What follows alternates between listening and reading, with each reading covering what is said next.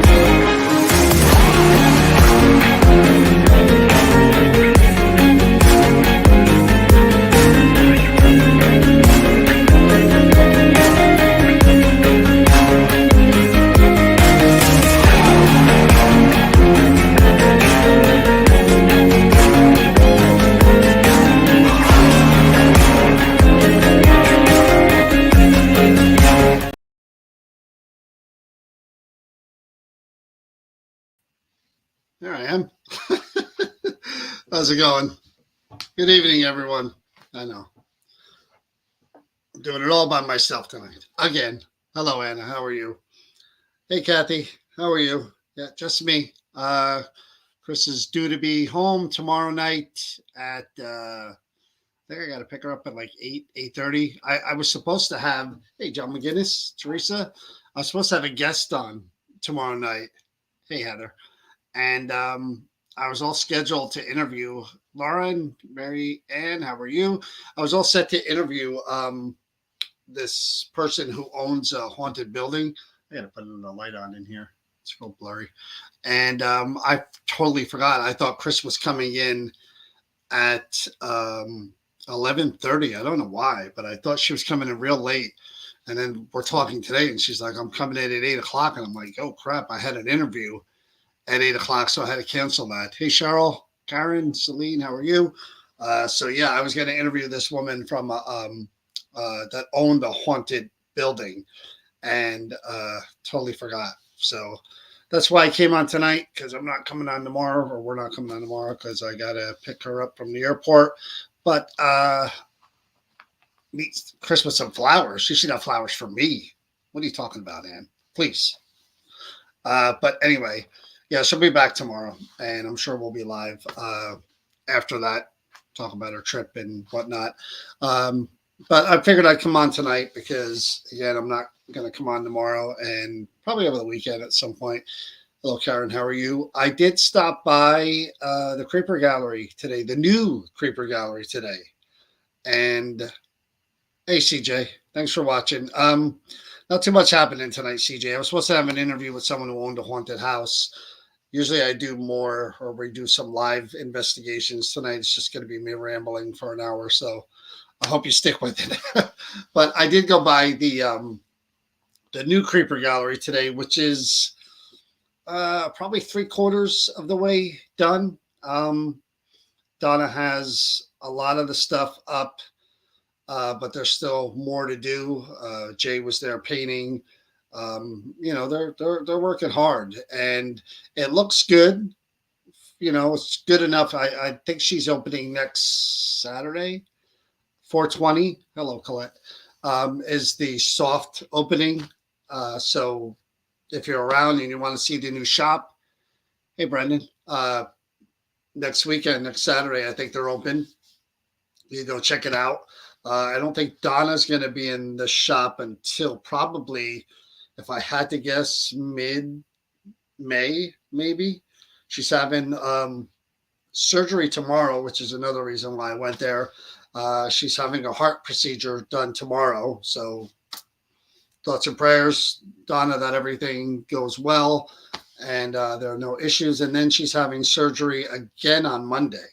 So Donna's going to be, you know, down for a little while, I'm sure, recovering from all of that. And she's very driven and committed to her business. So believe me, she's not going to stay out a day longer than she has to.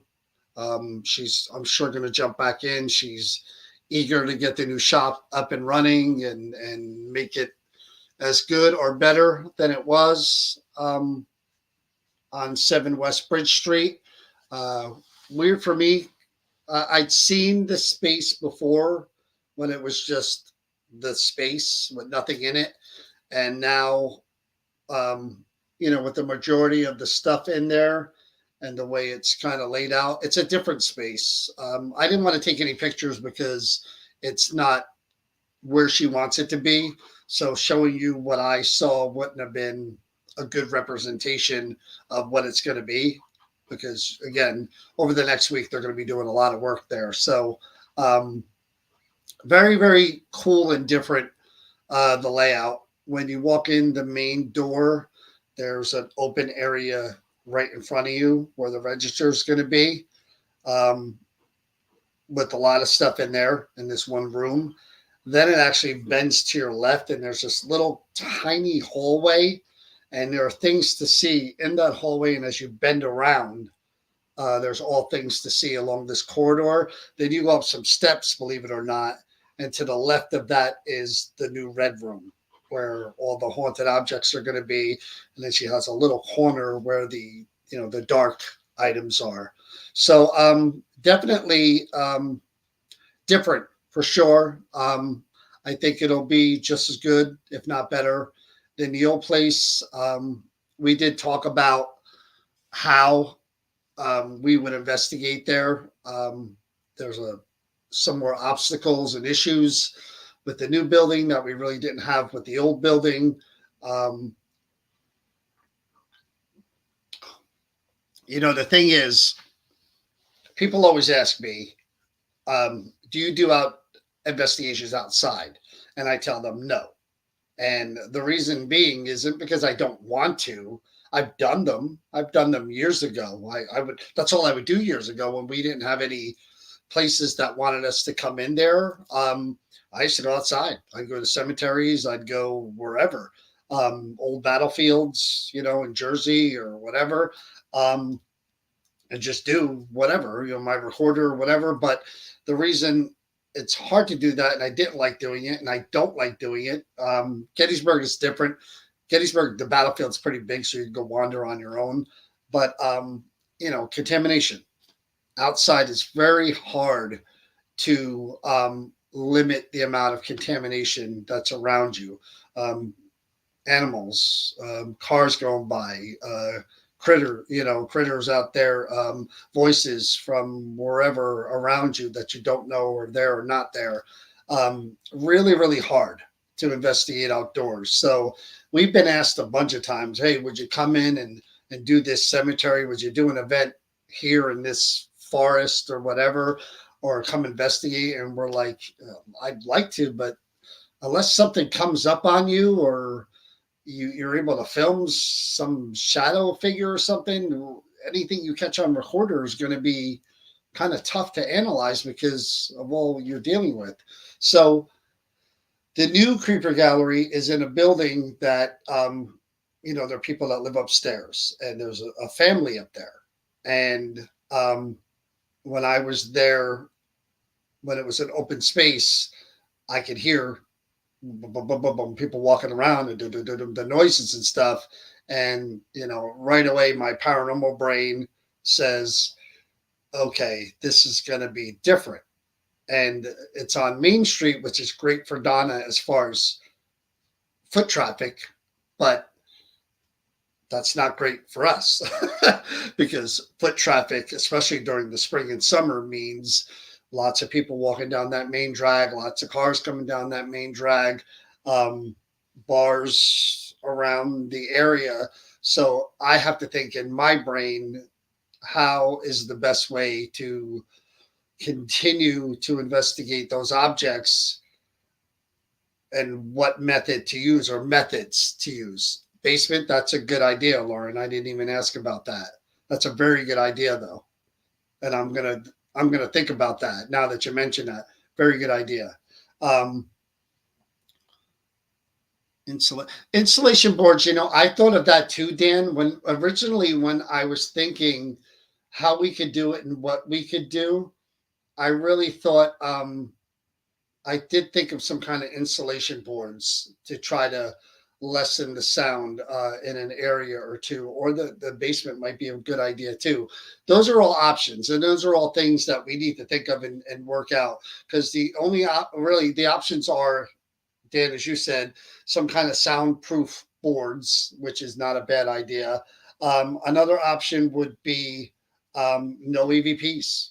I hate doing that because I think EVP is one of the most authentic forms of evidence that you can get, and to cut that out completely would really really suck. Late at night, that's another option, but honestly, I don't feel like being there at 2 o'clock in the morning. You know, so eliminating AVPs would be tough. So when I was there today, um, everybody was obviously working and at school that lived up there. It was quiet the whole entire time I was there, but it is April. What happens when summer, and I think there are kids up there and they're home. Different again. And once you get into 7, 8, 9 o'clock at night when we investigate when it's dark, everybody's home. So again, these are the things, because I want to be as authentic as possible.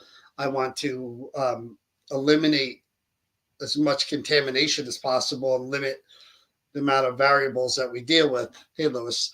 So again, I'm quickly going through my head, and I talked to Don a little bit about this today, and you know, Jay, you guys don't know Jay, but Jay's a friend of mine, ours, and Jay works there, and Jay is into the paranormal, has done paranormal investigation, so he got what I was saying when we were talking outside. So immediately my brain goes to, how do we do this and make this again viable and still let us use all the tools in the toolbox? Um, you'd have to eliminate EVPs altogether with the way things stand right now. You'd have to. There's nothing I'm going to play there that I'm going to be confident that is it something else outside, upstairs, whatever, as far as EVP. That leaves me with every other piece of equipment that I have and spirit box. That's what I'm left with. And would I be okay with that? We've done that in certain investigations in areas like I'm talking about. All of a sudden, we've gone to a place and we're investigating for either a homeowner or one of these locations, and lo and behold, there's a guy right behind the building that's having a pool party, and you're like, now what? You always have to be prepared for the now what. Dan, do you have a link where I could get those?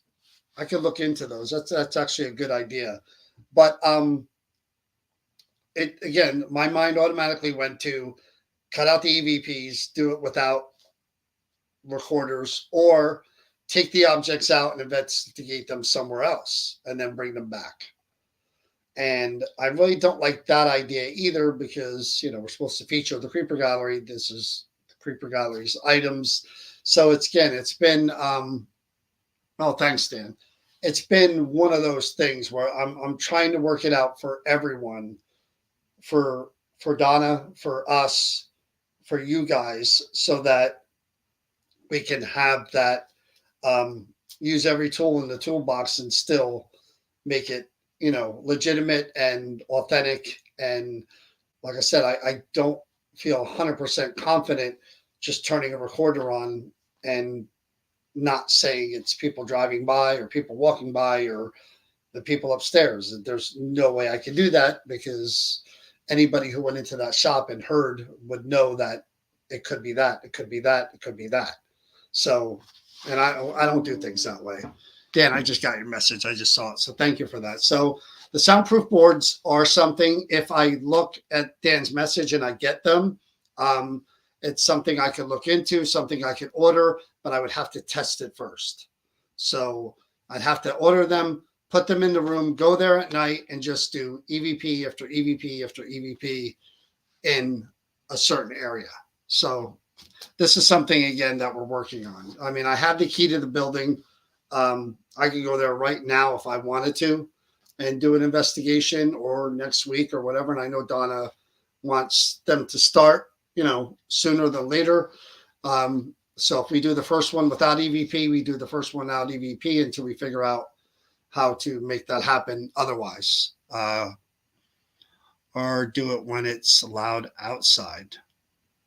I don't know what that means, Dan.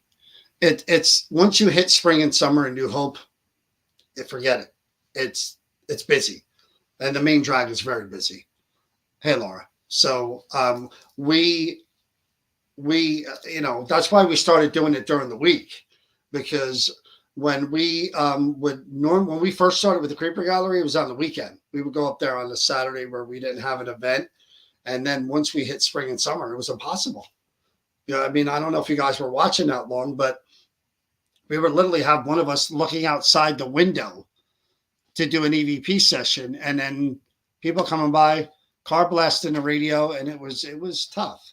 The board hangs on the wall of the ceiling. I don't know. We're gonna have to figure that out, and again, we'd have to develop something where we could work that out. That's going to be one of the challenges. And again, I'm saying that now because I don't know which way I'm leaning, whether we cut out EVP entirely or we take the objects off site.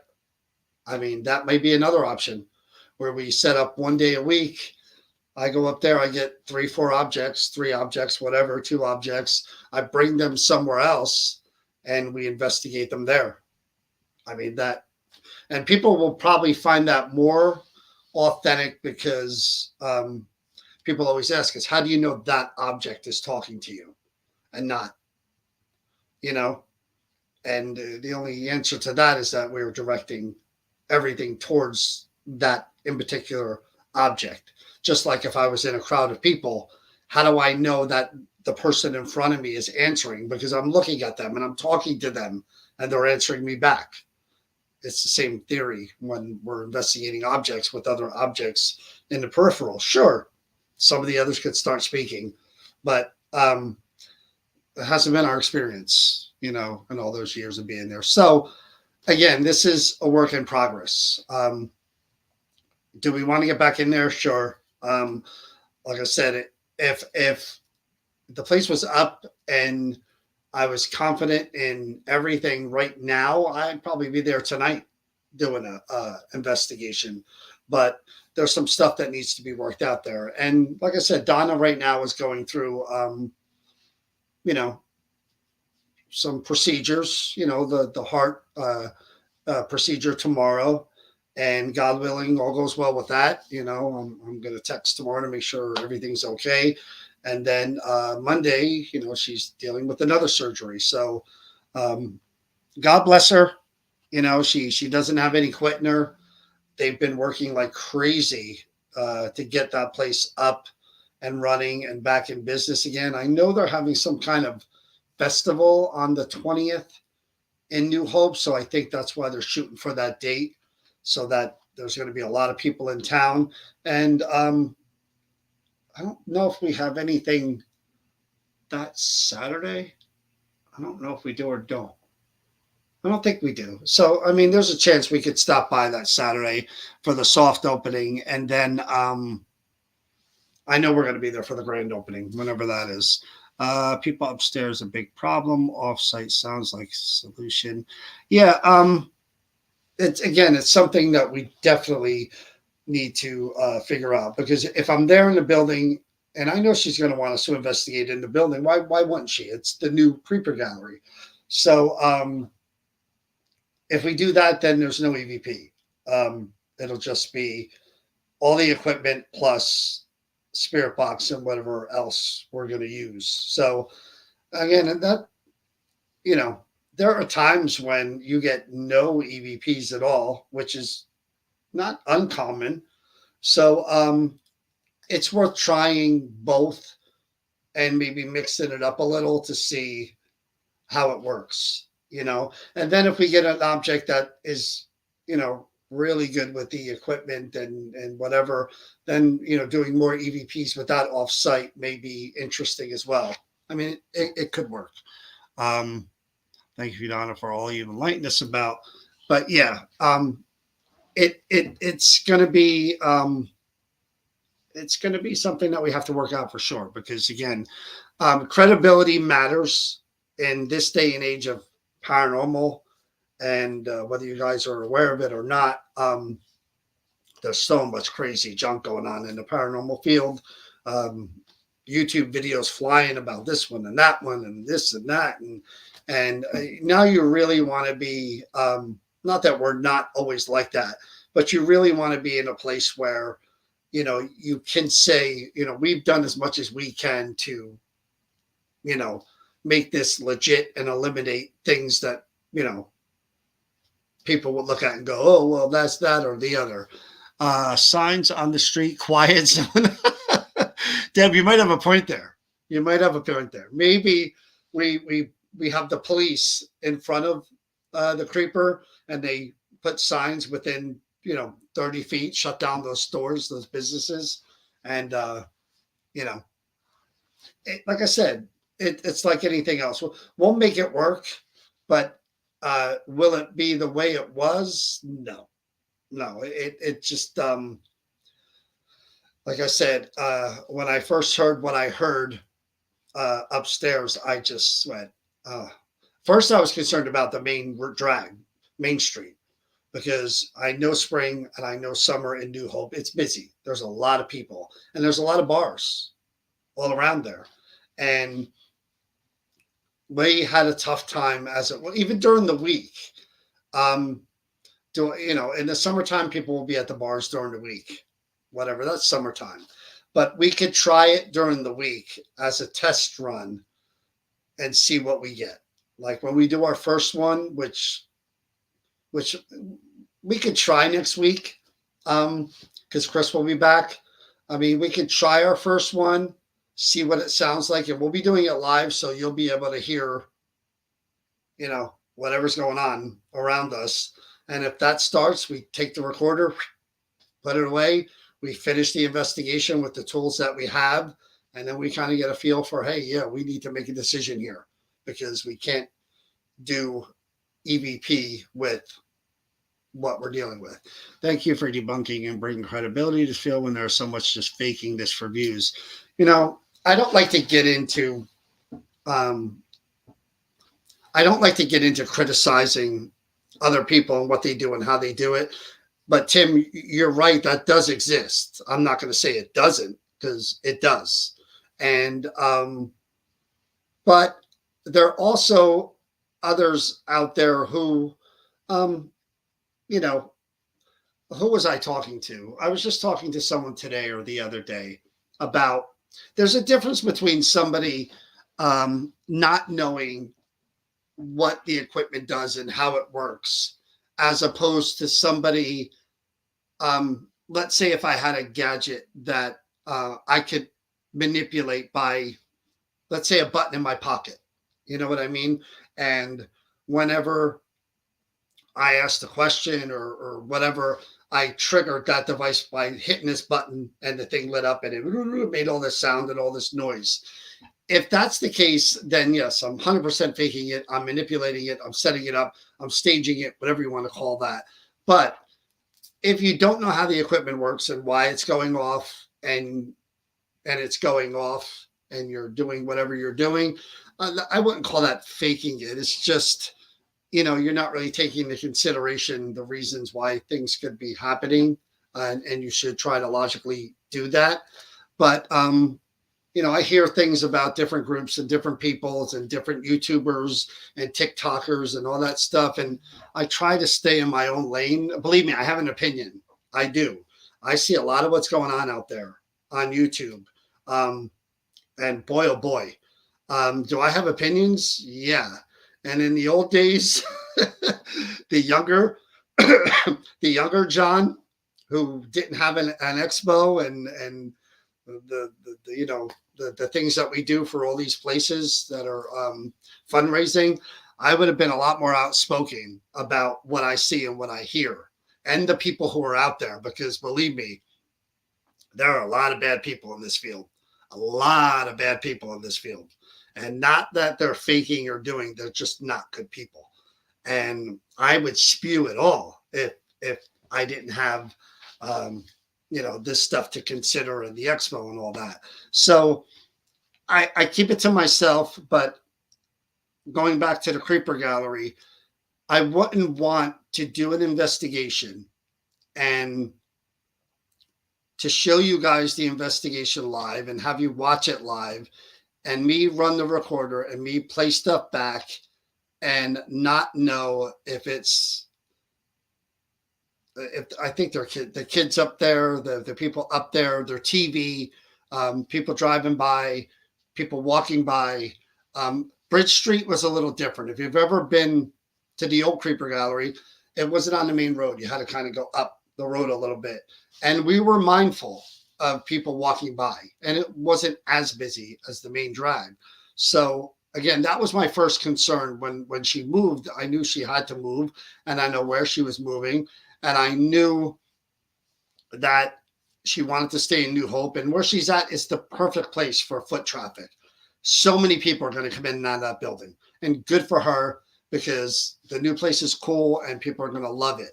But again, our perspective, I have to protect New Jersey Paranormal and New Jersey Paranormal's credibility. So I can't do an investigation and play those things and say, yeah, definitively it's this or that, and have people go into that shop who are in the paranormal field, because people do that. You guys know, I know.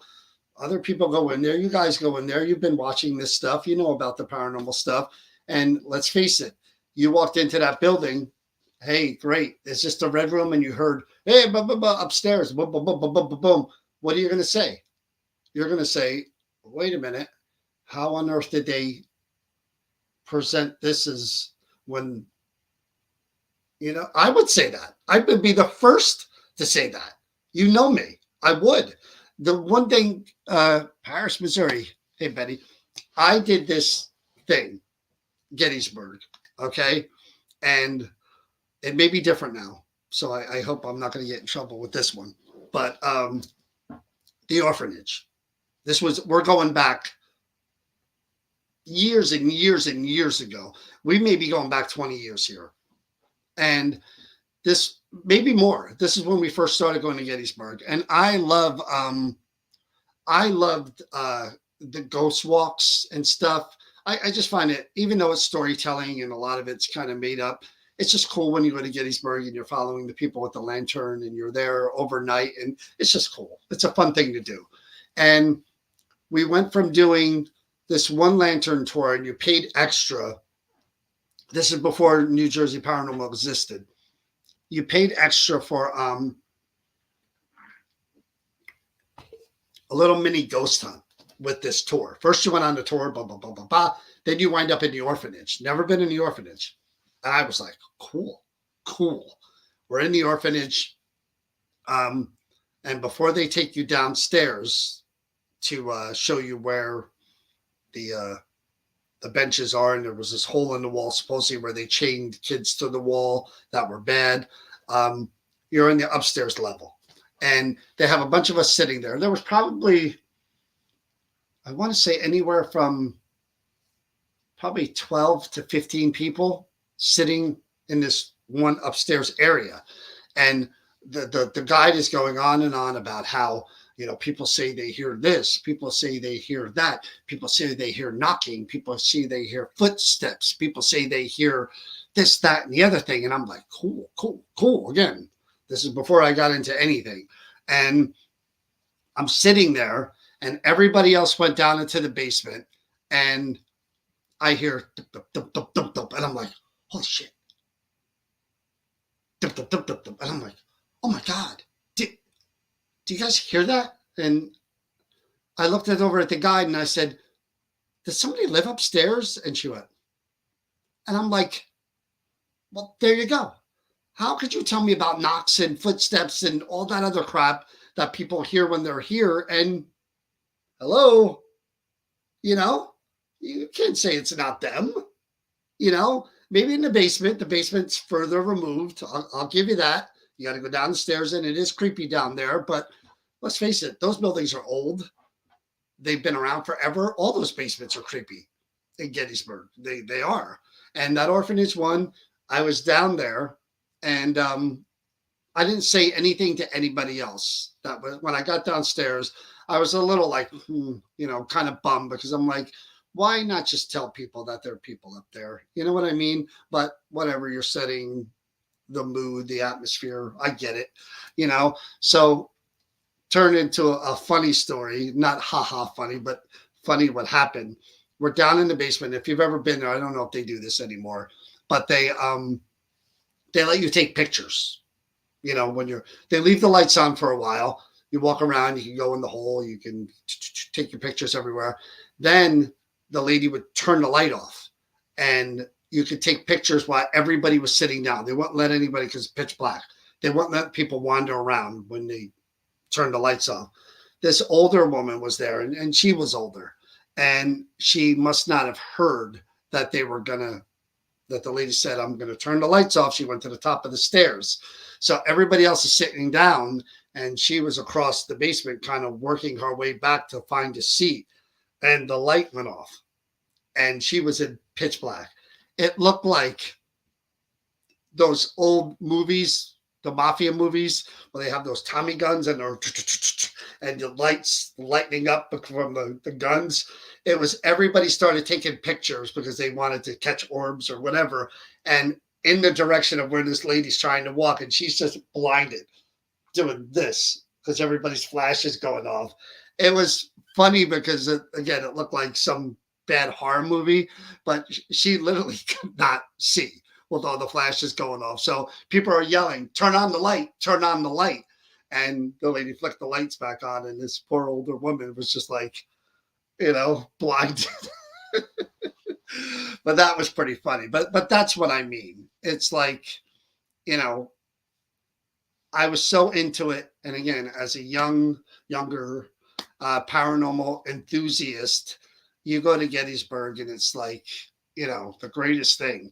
And the orphanage, Jenny Wade, all those places. And I heard that. I really thought I was having a paranormal experience. I was just like, holy crap, I hear the knocking. I hear the footsteps. And I'm like, big smile on my face. And I'm looking around and I'm like, and I think Chris was with me. And I'm like, holy crap, do you hear this? And the guy is just like, she was younger. And I'm like, and I hear it again. I'm like, I said, are there people up there? And she goes, like, she didn't care at all. She was just like, yeah, there are. So what? And I was just like, oh man, that's like, like I've never experienced it myself, but I heard of places having speakers in their buildings, like these places that in the old days wanted to get on the paranormal TV shows. I think Ghost Hunters had an episode where people did it. I know certain people I know have been in buildings that they did this.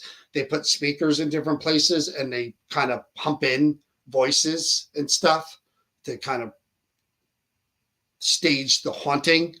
And that's like, why would you do that? You know what I mean? Like, why would you do that? I get why you would do that, because you want to make money and you want your place to be known, but it's like, come on, So that's why, again, I'm going like Ghost Hunters did call them out. Yeah, call them out. I kind of remember that. Yeah, that's one of the ones I remember. But I've heard of other people as recently as 2 years ago that I know that went to a place and said they were piping in the sounds. I'm not going to say where, and I'm not going to say who, because that's their thing, but it still happens. But that, again, brings me back to, the whole Creeper Gallery thing. My brain is telling me, try it, and I know what to expect, and I kind of think it's going to work out the way that I think it is going to, where I could hear everything up there, and I'm just going to throw the recorder and just go, we're not using it, and then we're going to have to figure out what to do after that. The logical way would be to take the objects off site and do it, but that requires 2 trips for me. Well, I could go up 1 week and bring them back, and I guess do that back and forth. Um, I don't know. We'd have to figure out how to do that. We really would, because I do want to make it Creeper Gallery centric and figure out what to do with that. Do you remember the guy we met on the Battlefield Bash last year who used to live above the orphanage? He had some crazy. Yeah, yeah, I remember. Hey, Ann. I'm trying to think of another story too where something like that was happening, where someone told me about stuff like that. I just had it and I lost it, John, when I read your post. But this is what I've been thinking about for since I've been there. I'm just like, I want to do right by Donna for sure. Donna's, again, one of my best friends. I support her. I support her business from Cleveland. Hey, Rochelle. I want to do right by her, but I have to do right by New Jersey Paranormal too. I have to. And again, in this day and age that we live in, where everybody is going after everybody, um, the last thing I need is for people to see that, or you guys to see that and go in that shop and be like, hey, I hear them. How do you not hear them? So I won't do that. So again, the soundproof walls, I don't know if that's going to be even an option, because uh, it could be an option. Donna has a back room that she's going to use for storage. So again, it's not Creeper Gallery ish, that room. It's not decorated like the rest of it, but that would be a room we could soundproof, or we could try the basement if we get into the basement. I think those are the first kind of options we kind of think about.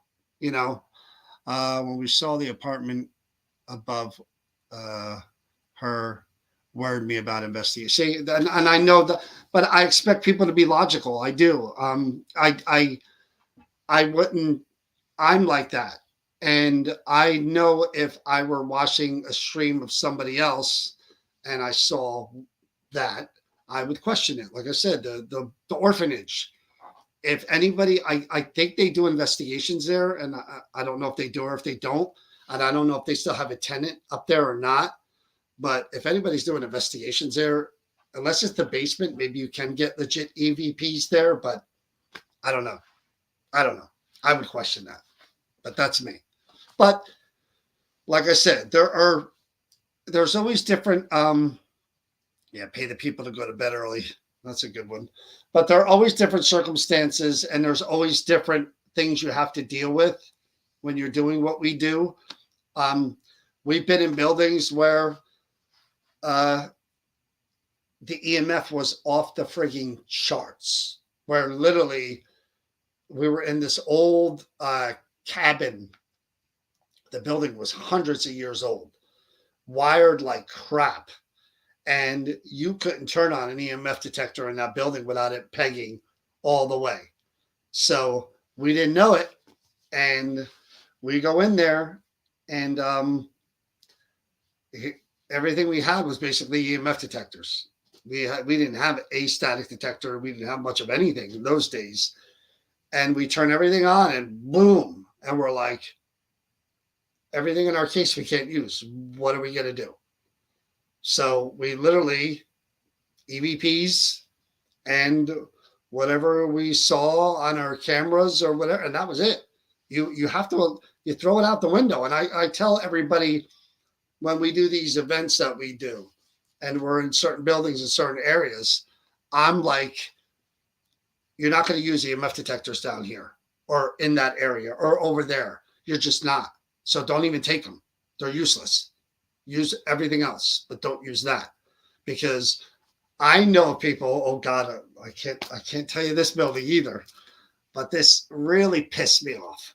Really pissed me off, because This building was featured on a TV show years ago.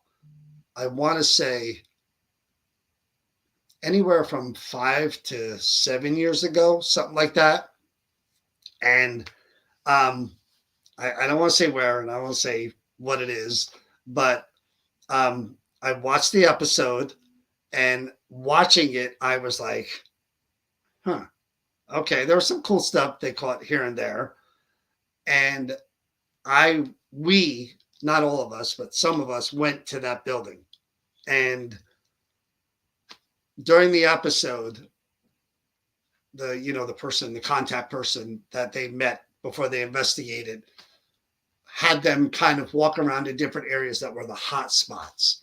And one particular area, he would kind of walk around and say, over here we feel something. And they had K2 meters and whatever at the time.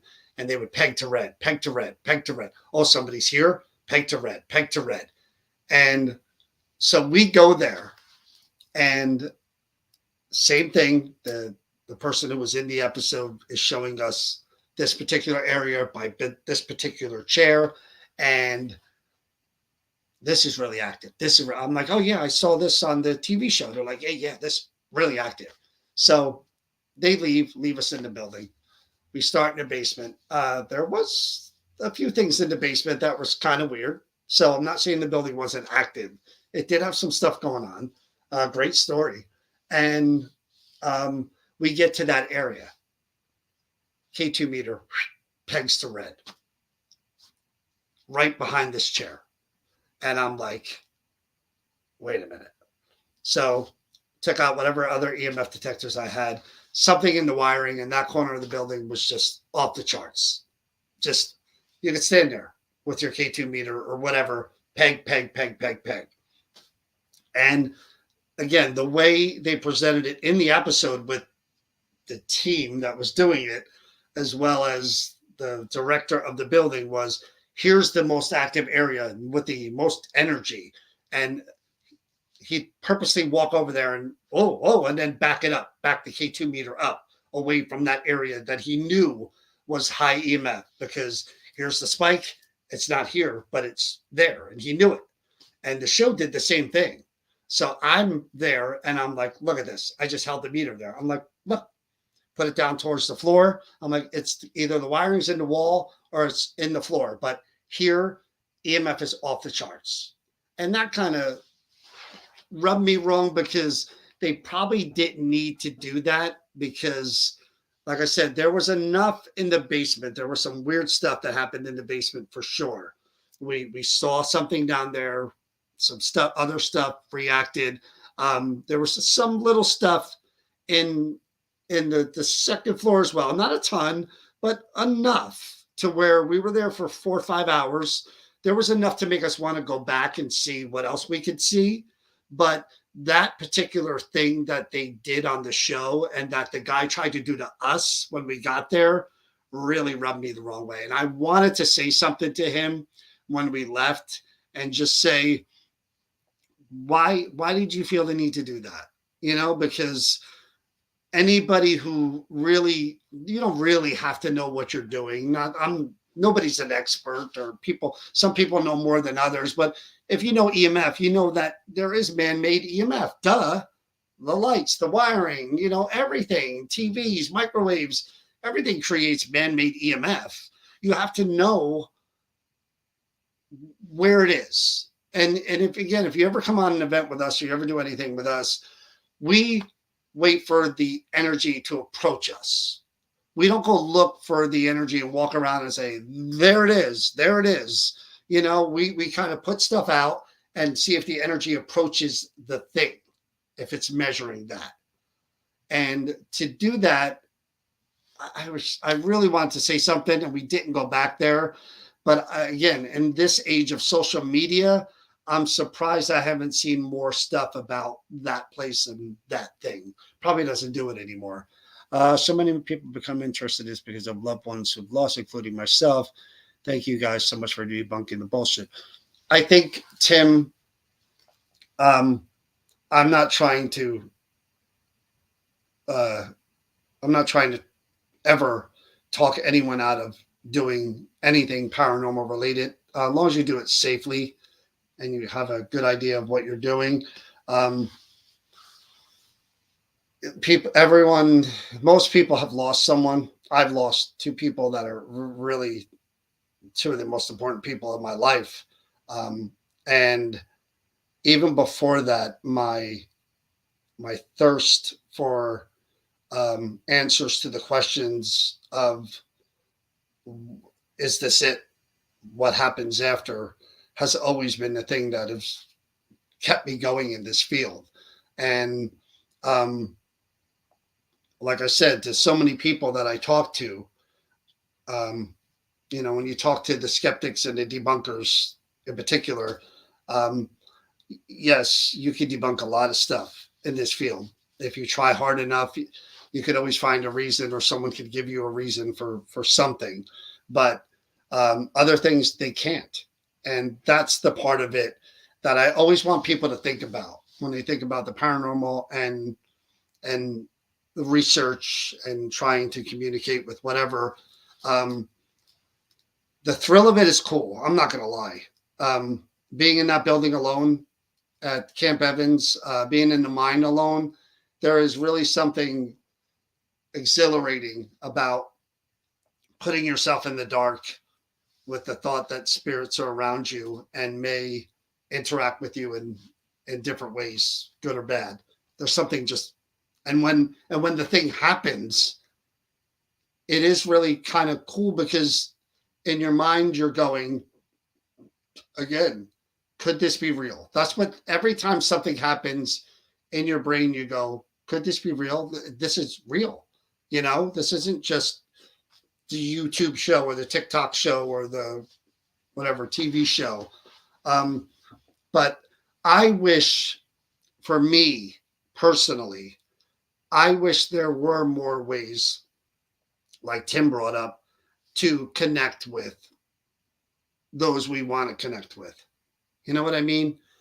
It's puzzling to me always. And mediums, I frustrate the crap out of mediums when I say this because for me, and I always speak for me, why is it that I could go in ABC Factory and talk to Mikey the janitor from the late 1800s, and yet I can't talk to my mom? You know what I mean? Um, Maybe it's not because I'm not openly trying to do the same thing with my relatives and my loved ones that I've lost. I don't know why that exists in my brain. It just I can't, you know, seem to do that. Um, but uh, I, it frustrates me that, and I'm not putting down mediums because I know I've worked with legit mediums, but my brain is programmed to say I know as much as I know based on experience and personal experiences that I've had. That's where all of my knowledge comes from in this field. Things that I've experienced, things that I've seen, things that I've heard. And I'm just me. There's no extra sensory, there's no mediumship ability. I'm not an empath, I'm not a sensitive. I am none of that. I am just me. And yet, mediums claim to have this extra thing where they're not me. They're on a different level when it comes to spirit interaction, spirit communication. So why don't they know everything? You know what I mean? And I piss a lot of people off when I ask these questions and I talk like this about mediums because I'm speaking from my perspective. Put my brain, make me a medium tomorrow. Let's say that happened. Guess what? I would come in on this as much as I do, and I would say, guys, here's my notebook. I sat for 4 or 5 hours yesterday trying to connect with whatever spirits that would come through to me. And I asked them the same questions over and over again. What happens after? What immediately? what you know me. I would do that. I would probably make myself crazy doing it and wind up in some loony bin. But the the the the thirst for knowing what happens after um, is so much within me to keep me doing what I do with what I have, the knowledge I have now.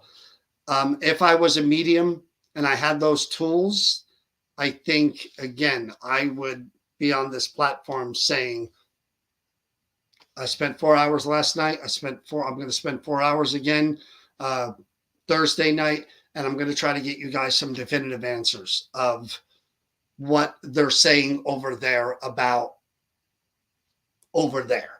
You know what I mean? That's me. Have a good night, Colette. Uh, Again, I go down the rabbit hole with this stuff because I think you need to have all of that when you do what we do. You have to have, and again, it doesn't hurt to have someone like John Zaffis. John Zaffis is brilliant when it comes to the paranormal. The guy didn't limit himself to one viewpoint of Christianity when it comes to the afterlife. He studied Buddhism, everything under the sun to give himself such a well-rounded perspective of the beliefs from everywhere of what there is after, along with 50 years of experiencing what he experienced. So that's what I strive to be, when it's all said and done. And who knows how long I have to do that, but, that's the goal. But again, going back to the Creeper Gallery, you probably will see an investigation in some way, shape, or form next week sometime. At the very least, we'll be able to show you the building before they open, what it looks like, the new Creeper Gallery, give you kind of a tour of the new Red Room and the whole, other areas. And we'll sit down and you, me, us will hear what we hear, see what we see. And right away, if we notice that there's an issue with whatever, we throw out that and we'll just investigate with what we have and then figure it out after that. So that I can kind of offer you guys now. I'd love to show you the new place. I'd love to be in the new place, see what the energy's like there, see what the objects are in comparison to where we were before. That's going to be very interesting as well. Will there be a difference if we go back and investigate one of the old things that we did already at the old place as opposed to the new place? That'll be interesting to see.